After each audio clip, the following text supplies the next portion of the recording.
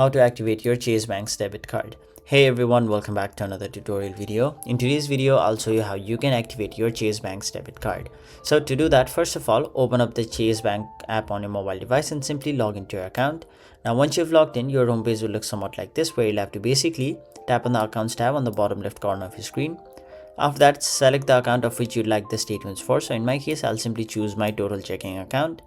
Now it'll provide you all of these different details right over here, such as account details, statements, manage debit card, activate debit card, replace debit card, and so on. Since we're here to activate our card, we'll tap on the option activate debit card.